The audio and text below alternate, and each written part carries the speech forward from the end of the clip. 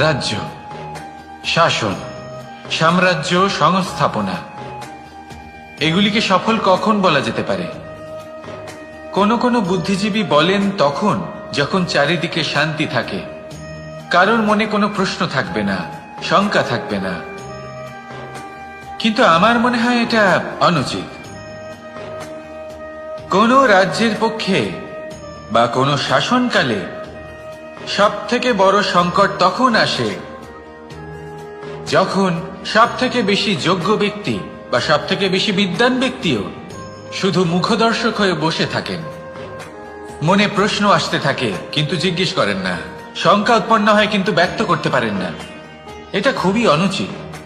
এই যে প্রশ্ন, তা আসা খুব ভালো। এই প্রশ্ন অকারণে আসে না, কোনো সমস্যার কারণেই আসে। এই প্রশ্নের দ্বারা আপনি সেই সমস্যাগুলি দেখতে পাবেন যাতে আপনি এতদিন অনভিজ্ঞ ছিলেন। আর যত প্রশ্নের নিবারণ আপনি করবেন, ততই আপনার রাজ্য, আপনার শাসন আরো শ্রেষ্ঠ হয়ে উঠবে। এই প্রশ্ন, এই শঙ্কা, এগুলো আপনাকে সমাধানের চূড়াতে অবশ্যই নিয়ে যাবে। সেই জন্য না প্রশ্ন করা অনুচিত, আর না শঙ্কা ব্যক্ত করা অনুচিত, আর না তিনি মূর্খ যিনি প্রশ্ন করেন, শঙ্কা ব্যক্ত করেন। তাই এনাদের কখনো দূরে করে দেবেন না, এনাদের নিজস্ব মতামত রাখতে দিন। যখন সবাই মিলে একমত হবেন, তখন নিশ্চিত রূপে বলা যায় যে এই রাজ্য, এই শাসন, এই সংস্থাপনা সাফল্যের শিখরে রয়েছে। তাহলে আসুন আর আমার সাথে ভালোবেসে বলুন, রাধা রাধা।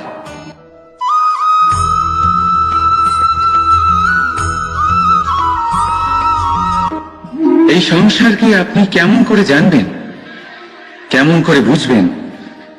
এবার আপনার উত্তর বড়ই সহজ হবে, সংসারকে নিজে চোখে দেখে। এটা অবশ্যই উচিত। এবারে দেখুন না, আমরা নিজে চোখে এই সংসারকে দেখি, একে চিনি, তারপরে আমরা বুঝতে পারি। কিন্তু আমরা এটা খেয়াল করতে পারি না যে সমস্ত সংসারকে দেখছে যে চোখ, তা কতটা ছোট হয়, তাই না? একা একজোড়া চোখ আমাদের সমস্ত সংসারকে দেখায়। তাহলে ভেবে দেখুন আপনার কাছে আর কি কি আছে। দুটি চোখ আছে, দুটি কান আছে, বলার ক্ষমতা আছে, যা দিয়ে আপনি শব্দ নির্মাণ করতে পারেন, শব্দ যা দিয়ে আপনি ব্রহ্ম বানাতে পারেন। দুই হাত আছে, যদি সে চায় তাহলে পাতাল খুঁড়ে সে জল নিয়ে আসতে পারে। দুটি পা আছে, যদি সে চায় তাহলে সংসারে যত বড়ই পর্বত হোক না কেন তাকে পার করতে পারে। একটা হৃদয় আছে যে প্রেমের বন্ধনে সবাইকে বেঁধে রাখে। একটা মন আছে যে প্রকাশের থেকেও বেশি তীব্র গতিতে চলে। এক মস্তিষ্ক আছে যে যত বড়ই সমস্যা হোক না কেন সমাধান বের করে ফেলে। এবারে ভেবে দেখুন আপনার কাছে কি কি নেই। বোঝার চেষ্টা করুন আপনি কতটা ধনবান। এই সংসারে সেই ব্যক্তি সুখী নন যার কাছে ধন আছে। সুখী সেই যে ধনের সদ্ব্যবহার করে। ঠিক তেমনি আপনার ধন হলো আপনার এই শরীরের ক্ষমতা। এই শরীরের ক্ষমতাগুলিকে ব্যবহার করে ধনাত্মক দৃষ্টিভঙ্গিতে সবকিছু দেখুন। এই সংসারকে বুঝুন, নিজেকে বুঝুন। এই সুখ চাইলেও আপনার থেকে দূরে থাকতে পারবে না। রাধা রাধা।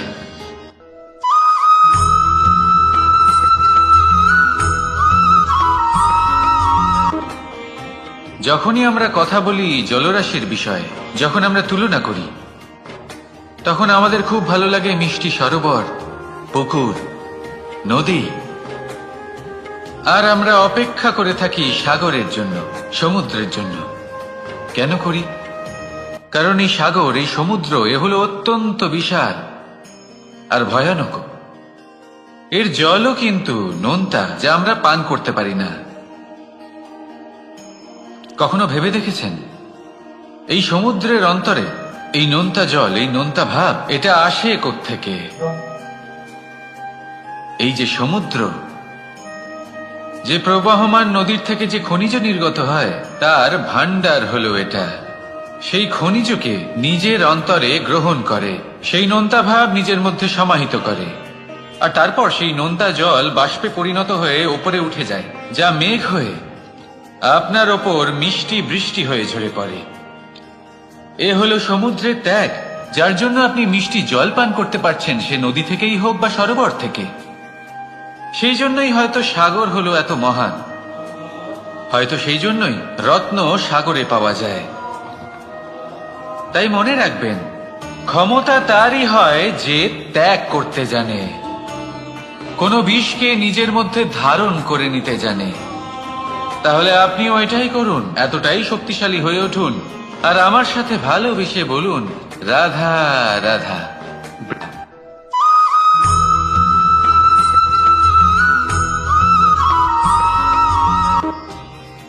মানুষ নিজের জীবনে সুখ পাওয়ার জন্য অনেকবার চেষ্টা করে, কিন্তু সহস্র প্রয়াসের পরেও ব্যক্তি মনের মতো সুখ পায় না। সুখকে পাওয়ার এই যাত্রা অনেক সময় দুঃখের মোড়েতে এসে সমাপ্ত হয়ে যায়, আর মানুষ বুঝে উঠতে পারে না যে কেন এমন হলো। তার প্রয়াস শুদ্ধ ছিল, তার মন পবিত্র ছিল, তার মনোবাঞ্ছনা সঠিক ছিল, কিন্তু তাও কেন সে সুখ পেল না? এর কারণ হলো আপনার আশেপাশের লোকজন আপনার সাথী। আপনি সুখ অথবা দুঃখের লক্ষ্য এনাদের থেকেই পান। তাই মনে রাখবেন, অনেক সময় আমরা দুঃখ এই কারণে পাই কারণ আমরা দুজনের ওপরে ভরসা করি, আর অনেক সময় দুঃখী আমরা এই কারণে হই কারণ আমরা সজ্জনের ওপরে সন্দেহ করি। যেদিন আপনারা এটা বুঝতে পারবেন যে কাদের উপরে সন্দেহ করবেন আর কার থেকে আশা রাখবেন, সেই দিন আপনার জীবন থেকে দুঃখ চিরকালের জন্য চলে যাবে। তাহলে আসুন আর আমার সাথে ভালোবেসে বলুন, রাধা রাধা।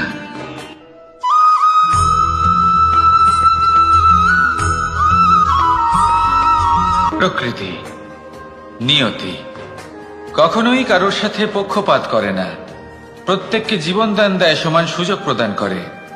এটা সেই ব্যক্তির উপরে নির্ভর করে যে সে কিভাবে তার থেকে লাভবান হয়ে উঠবে, তার নির্বাচনের উপর নির্ভর করে, তার দৃষ্টিভঙ্গির উপর নির্ভর করে যে সে কতটা ধনাত্মক বা কতটা নেতিবাচক। দুই ধরনের মানুষ হন। এমন কিছু মানুষ হন যারা প্রত্যেক পরিস্থিতি, প্রত্যেক সমস্যা এবং বিপদে সুযোগ খুঁজে বের করেন, আর কিছু এমন মানুষ রয়েছেন যারা যে কোনো সুযোগে কোথাও না কোথাও থেকে একটা সমস্যা খুঁজে বের করেন। এবার আপনি কি চান? আপনি সুযোগ চান, তাহলে সুযোগ পাবেন। আপনি সমস্যা পেতে চান, সমস্যা তো আপনি চাইলেই খুঁজে পাবেন।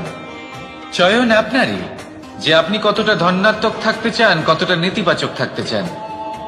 ধনাত্মক থাকুন, জীবনে সব কিছু সম্ভব হবে। আসুন আর আমার সাথে ভালোবেসে বলুন, রাধা রাধা।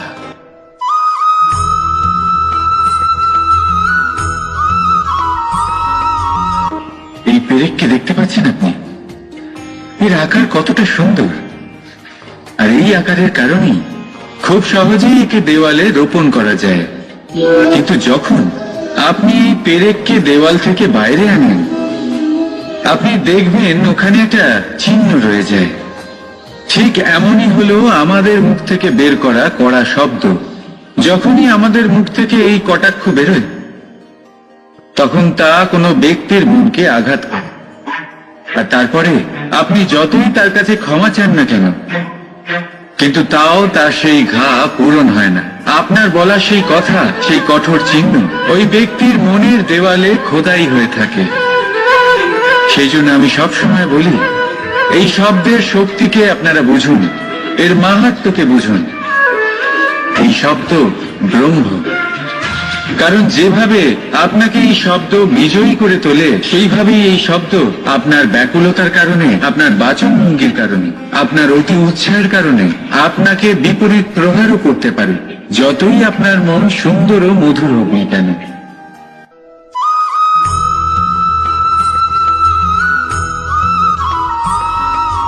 আমাদের জীবনে 7 ধরনের সুখ আছে, আর সেগুলো লাভ করার জন্য আমরা অত্যন্ত প্রচেষ্টা করি। কিন্তু কোনো প্রচেষ্টা করার পূর্বে তা কিভাবে করব সেটা বোঝা খুব প্রয়োজন, আর সেখানেই আমরা ভুল করে থাকি। যে কাজটা আমাদের পরে করা উচিত সেটাই আমরা আগে করে বসি। আপনাকে স্পষ্ট করে বোঝাই, প্রত্যেক সুখের সাথে দুটি ক্রিয়া জড়িত থাকে। এবার যখন আমরা ধনের কথা বলি তখনও দুটি ক্রিয়া জুড়ে থাকে। প্রথম ক্রিয়া হলো ধন অর্জন করা, দ্বিতীয় ক্রিয়া হলো ধনের ব্যবহার করা। আর জীবনে ধনের ব্যবহার করার পূর্বে ধন কিভাবে অর্জন করতে হয় তা শেখা অত্যন্ত প্রয়োজনীয়। আমরা মন্দিরে যাই, ভগবানের আরাধনা করি, তার জন্য পুজো করি, ওনাকে প্রসন্ন করতে চাই, কিন্তু তার আগে ভগবানের উপর আস্থা রাখা প্রয়োজনীয়। যদি আপনার অটল বিশ্বাস থাকে তবেই আপনি প্রকৃত ভক্ত হয়ে উঠতে পারবেন।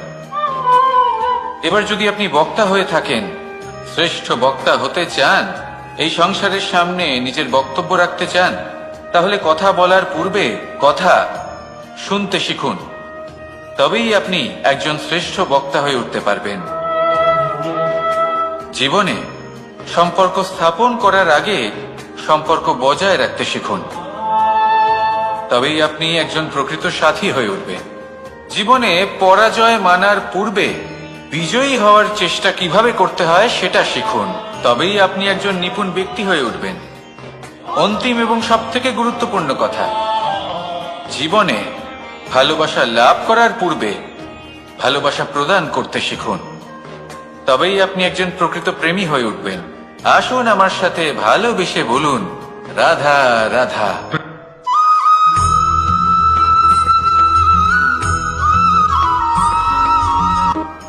মানুষের শরীরের বিভিন্ন অঙ্গ দ্বারা ভিন্ন ভিন্ন প্রকারের কাজ করা হয়, আর সেই জন্য মানুষ নিজের শরীরের যত্ন করে, তার খেয়াল রাখে, নিজের শরীরকে সুস্থ রাখে, স্বচ্ছ রাখে, বস্ত্র পরিধান করে, আর কোথাও আঘাত লাগলে ক্ষতস্থান ঢেকে ফেলে।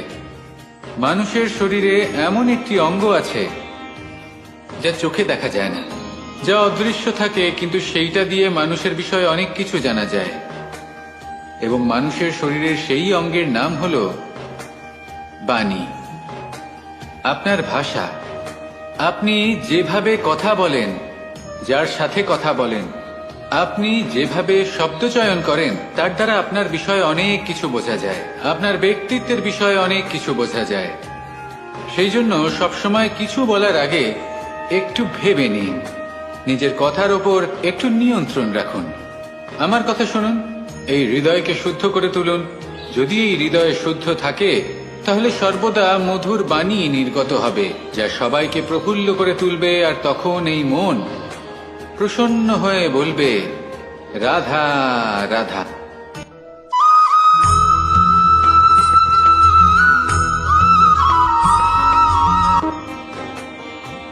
কেউ আমাকে মাখন চোর বলেন, কেউ বা আমাকে মুরলী মনোহর বলেন, কেউ আমাকে যুদ্ধ বিমুখ বলেন, কেউ বা আমাকে সুদর্শনধারী বলেন, কিন্তু আমি আসলে কে?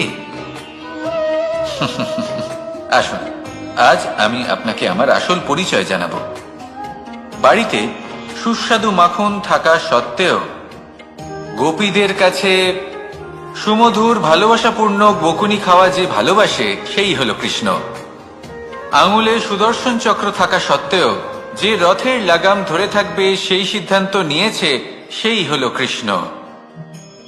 দ্বারকার মতো অনন্য রাজমহল থাকা সত্ত্বেও সুদামার মতো সখা যার অত্যন্ত প্রিয়, সেই হলো কৃষ্ণ। যদি আপনার মনে প্রেম থাকে, আপনি প্রেম বিতরণ করেন, সবাইকে ভালোবাসেন, এবং ভালোবাসা রক্ষার খাতিরে শস্ত্র হাতে নিতেও আপনি সক্ষম থাকেন, তাহলে আপনি হলেন কৃষ্ণ। আসুন আমার সাথে ভালোবেসে বলুন, রাধা রাধা।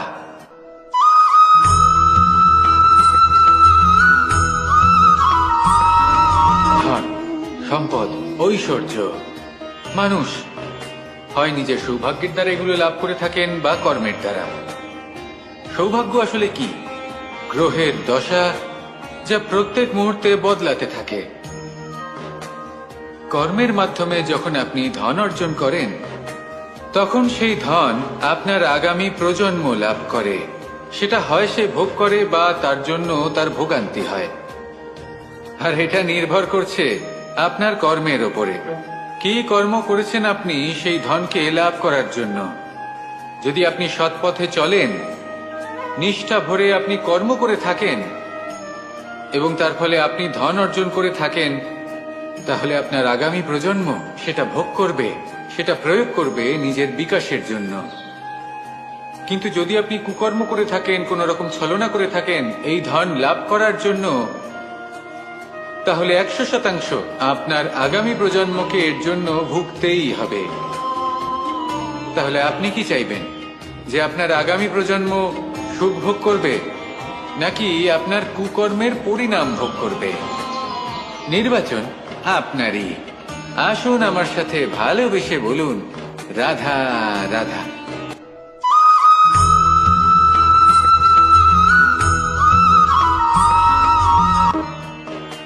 এমন অনেক মানুষ আছেন যারা আমাকে ভগবানের পরিভাষা জানতে চান, যে ভগবান আসলে কি, তিনি কেমন।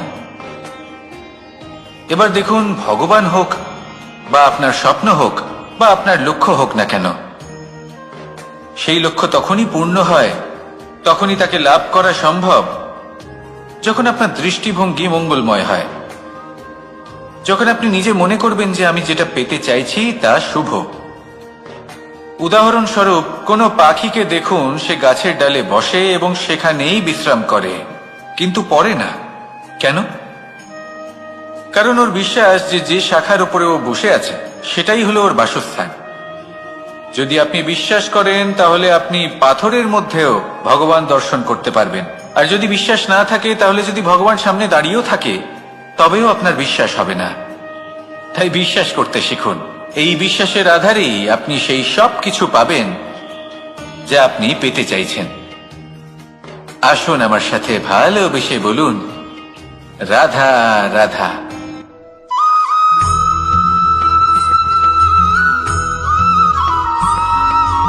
মাতা পিতার মনে সবসময় এই বাসনা বাস করে যে ওনাদের সন্তানের যেন মঙ্গল হয়। নিজের সন্তানকে সেই সবকিছু দেবার সবসময় চেষ্টা করতে থাকেন যেগুলো তারা নিজেরা নিজেদের জীবনে কখনো পেতে পারেননি। এবং এই প্রক্রিয়ায় সব থেকে গুরুত্বপূর্ণ বিষয়টি ভুলে যান, নিজের সন্তানকে সেই জিনিস দেওয়া যেটা উনি সব থেকে আগে পেয়েছেন। আমি ধনের কথা বলছি না, আমি বলতে চাইছি নিজের অভিজ্ঞতা দ্বারা ওনারা যে মানসিক স্থিতি লাভ করেছেন, ওনারা যে মর্যাদা লাভ করেছেন, যে শিক্ষা ওনারা লাভ করেছেন, সবার আগে নিজের সন্তানকে সেটা দেওয়া প্রয়োজন। সেটা যদি নিজের সন্তানকে দিতে পারেন, তাহলে এই সন্তান জীবনে তার পথে এগোতেও পারবে, ধন অর্জন করতে পারবে এবং শক্তিশালী অনুভবও করতে পারবে। সেই জন্য সন্তানকে সবার আগে সেটা দান করুন যেটা সব থেকে বেশি মূল্যবান। সেটা দিন যেটা আপনি সবার আগে লাভ করেছেন। আসুন আমার সাথে ভালোবেসে বলুন, রাধা রাধা। কখনো কখনো আমরা খুব ব্যথিত হয়ে পড়ি। আমরা নিজেদের পরিবারের জন্য এত কিছু করি, আর তারা আমাদের দেখলেই ভয়ভীত হয়ে পড়ে, আমাদের দেখলে বিরক্ত হয়। কখনো নিজেদের সন্তানকে বিকাশের পথে অগ্রসর করার জন্য আমরা তাদের উপর একটু জোর দিই যাতে তারা পরিশ্রম করে, কিন্তু সেই সন্তান আমাদের উপর বিরক্ত হয়ে পড়ে। কখনো সন্তানকে সঠিক শিক্ষা দেওয়ার জন্য আমরা তাদের কিছু সীমা নির্ধারিত করি, তখন সেই সন্তানের চোখে নিজেদের জন্য আমরা ঘৃণা দেখতে পাই। মানুষ কেন ব্যথিত হবেন না? দেখুন, যখন সূচের দ্বারা আপনি বস্ত্র সেলাই করেন, তখন সূচের আঘাত সেই বস্তুকে সহ্য করতে হয়, কিন্তু তাতে সেই সূচ বা আপনার উদ্দেশ্যে কোনো প্রভাব পড়া উচিত নয়। কারণ আপনি তো আপনার কর্ম করছেন, আর তাও পূর্ণ নিষ্ঠা ভরে, এবং অবশেষে আপনার উদ্দেশ্য শুভ প্রমাণিত হবে। তাই কেউ বিরক্ত হচ্ছে বলে বা কারোর চোখে নিজের প্রতি ঘৃণা দেখার ভয় কখনো পিছিয়ে যাবেন না। কষ্ট না করে বিকাশ সম্ভব নয়। কর্ম করতে থাকুন, সব কিছু শুভ হবে। আসুন আমার সাথে ভালোবেসে বলুন, রাধা রাধা।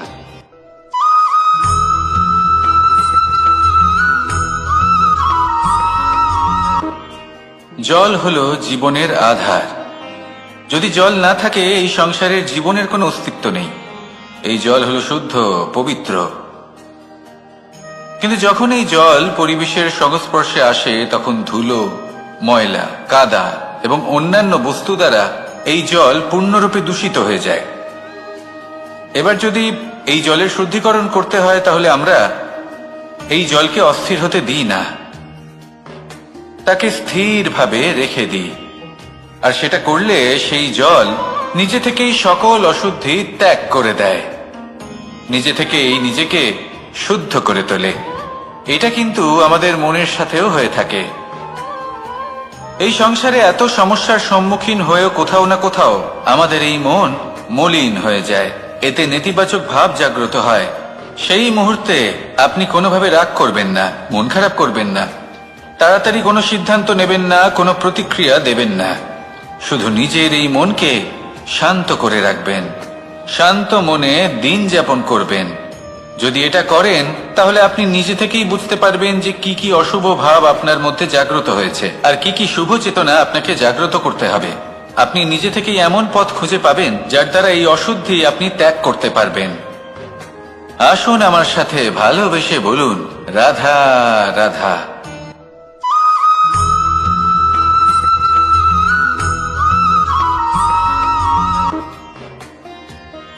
প্রেমের পরিভাষা আসলে কি?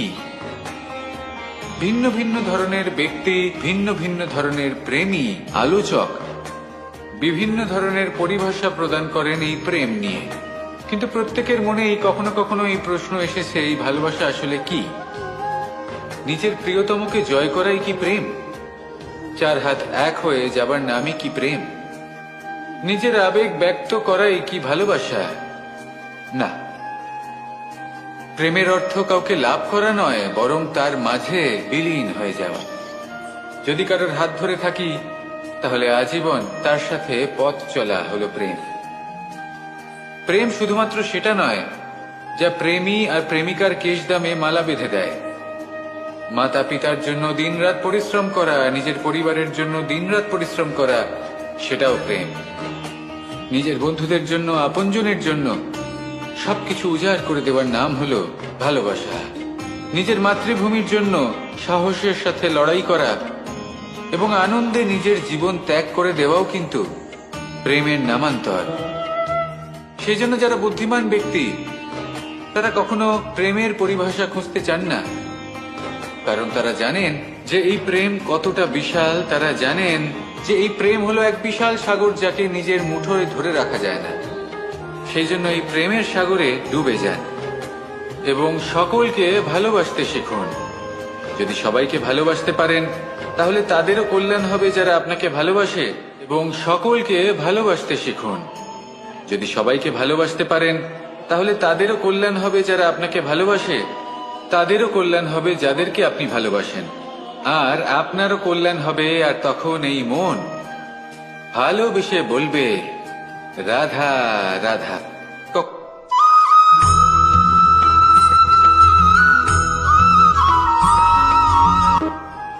যদি আপনি নিজের জীবনে প্রকৃত বন্ধু নির্বাচন করতে চান তাহলে তার আগে দর্পণ আর ছায়া এই দুইয়ের বিশেষত্বর বিষয়ে জানাটা অত্যন্ত প্রয়োজনীয়। দর্পণ কি করে থাকে? যখনই আপনি দর্পণের দিকে তাকাবেন ও শুধুমাত্র আপনাকে সত্যের সাথে অবগত করাবে, ও আপনাকে কখনো মিথ্যে বলবে না। সেখানেই যদি ছায়ার কথা বলি তাহলে দেখুন ছায়া কি করে, সব সময় আপনার সাথে থাকে, কখনো আপনার সঙ্গ ত্যাগ করে না। এবার আপনার জীবনে যদি এমন কোনো বন্ধু আসে যে সবসময় আপনাকে সত্য কথা বলবে, আপনার অপগুণের বিষয়ে যদি আপনাকে বলে কিন্তু তাও সে সত্যিই বলবে, তাহলে তার উদ্দেশ্য কিন্তু আপনাকে দুঃখ দেওয়া নয়। সে আপনার অজ্ঞানতা, আপনার ভ্রম দূর করতে চায়। যদি আপনি কোনো অনুচিত পথে চলতে থাকেন তাহলে সে আপনাকে বাধা দিতে চায়।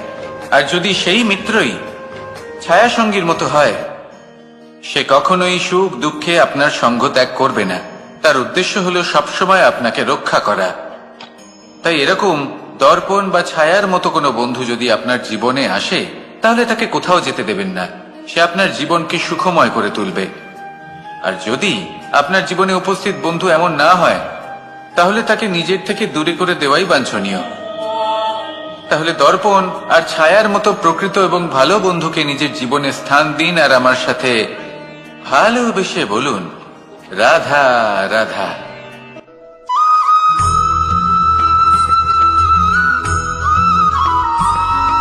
কখনোই প্রশ্ন আসতে পারে যে ইমারত কেন নির্মাণ করা হয়, কেন উৎসব পালন করা হয়, কেন মানুষ নিজেদের জন্মদিন পালন করেন, কেন দোল, বিজয়া দশমী, রাখি, দীপাবলির মতো উৎসব পালন করা হয়?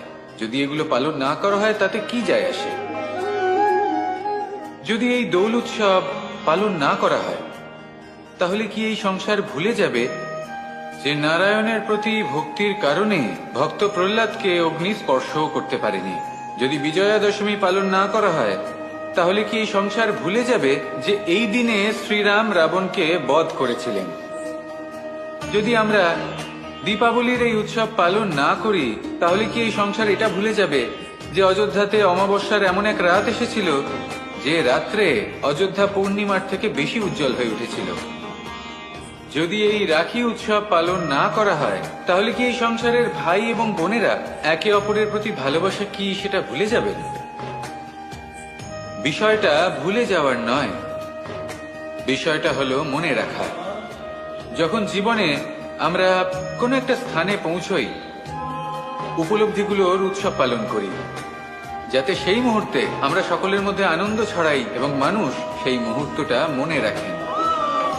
এই স্মৃতিগুলোই মানুষের মধ্যে বিশ্বাসের জন্ম দেয়। এই বিশ্বাস যে আগামী যেদিন আসছে তাতে আরো আনন্দের সম্ভাবনা রয়েছে। ভালোবাসার এই উৎসব, ভালোবাসার এই পার্বণ, এটা মানুষের মনে বিশ্বাসের জন্ম দেয় যে প্রত্যেক যুগে কেউ না কেউ এসেছে এবং পরবর্তীতেও আসবে। তাহলে আসুন আমরা ডুবে যাই আমার লীলার এই প্রেম যাত্রায় এবং ভালোবাসার এমন একটা উৎসব পালন করা যাক যা এই সংসার যুগ যুগ পর্যন্ত মনে রাখবে। তাহলে আসুন আর আমার সাথে ভালোবেসে বলুন, রাধা রাধা।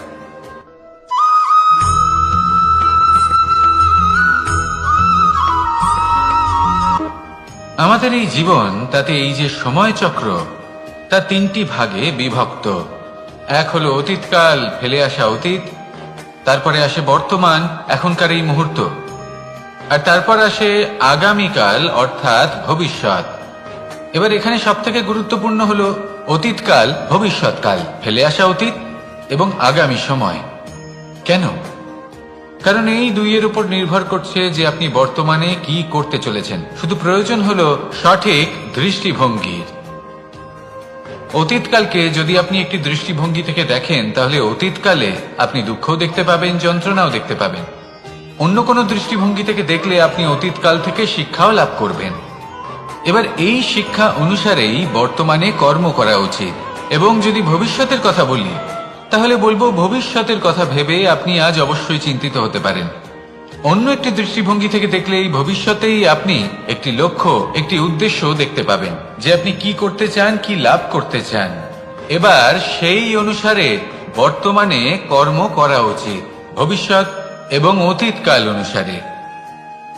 এভাবেই যদি জীবনে কর্ম করতে থাকেন, আপনার এই বর্তমানের দিনগুলো আপনি একটু নতুন ভাবে বাঁচতে পারবেন।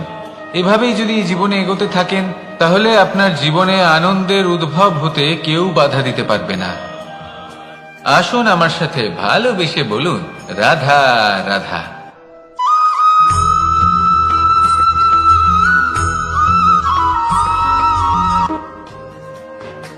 সমুদ্র মন্থনের সময় দুই ধরনের রত্ন লাভ করা হয়েছিল। প্রথম হলাহল, যার প্রভাব থেকে এই সমস্ত সংসারের জীবের প্রাণ বাঁচানোর জন্য মহাদেব তাকে নিজের কণ্ঠে ধারণ করে নিয়েছিলেন। আর দ্বিতীয় অমৃত, যেটা কিঞ্চিত পরিমাণ মাত্রায় পাওয়া গেছিল। কখনো কখনো জীবনে এমন কোনো বস্তু যা আপনি প্রয়োজনের থেকেও অনেক বেশি মাত্রায় ভোগের জন্য লাভ করে থাকেন, তা আপনার জন্য বিষ প্রমাণিত হতে পারে। যেমন জল, প্রয়োজনের থেকে অনেক বেশি মাত্রায় যদি এই জল আসে তাহলে আপনার প্রাণ কাটতে পারে। কিন্তু পরিশ্রমের পরে এক পাত্র শীতল জল দ্বারা আপনি যদি স্নান করে নেন তাহলে তা আপনার শরীরের জন্য অমৃত হবে। পরিশ্রম করার পরে যদি আপনার শরীর এক পাত্র খাবার লাভ করে তাহলে তা আপনার শরীরের জন্য অমৃত। কিন্তু যদি কোনো পরিশ্রম না করেই আপনি দিনরাত শুধুই খাবার গ্রহণ করতে থাকেন তাহলে আপনার কাছে তা বিষ সমান। বিষ এবং অমৃত গ্রহণ করাটা আপনার উপরে নির্ভর করছে। কোনো বস্তু আপনার পক্ষে বিষও হতে পারে, আবার অমৃতও হতে পারে। নির্ভর করছে যে আপনি সেটা কিভাবে ব্যবহার করছেন, কতটা মাত্রায় ব্যবহার করছেন। আসুন আমার সাথে ভালোবেসে বলুন, রাধা রাধা।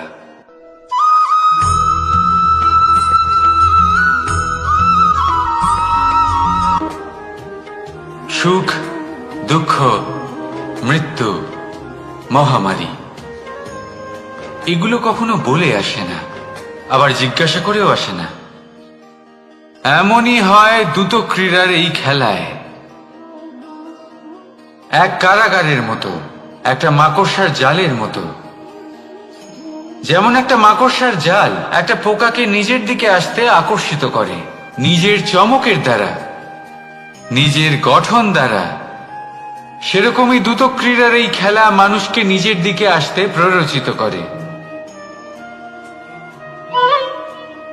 শেষে গিয়ে মানুষ আটকা পড়ে। পার্থক্য শুধু এটাই, যখন এক পোকা এই জালে জড়িয়ে পড়ে তখন সে তার প্রাণ হারায়। মানুষ যখন এই দ্রুত ক্রীড়ায় আকর্ষিত হয়, সে নিজের মান, নিজের ধন সবকিছু হারায়, নিজের বিবেক হারিয়ে ফেলে। কিন্তু আপনি আপনার বিবেক কখনোই হারাবেন না। যদি আপনার মনে লোভ চলে আসে, আপনি লোভী হয়ে ওঠেন। যদি আপনি দ্রুত ক্রীড়ার এই খেলায় আটকা পড়েন, তাহলে মনে রাখবেন, এই খেলা থেকে ফিরে আসা প্রায় অসম্ভবই বলা যায়। নিজের বিবেক কখনো হারাতে দেবেন না, কারণ বিনাশ আসার প্রথম লক্ষণ হলো বিবেকের বোধ চলে যাওয়া। এই প্ররোচনায় কখনো পা দেবেন না। আর আমার সাথে ভালোবেসে বলুন, রাধা রাধা।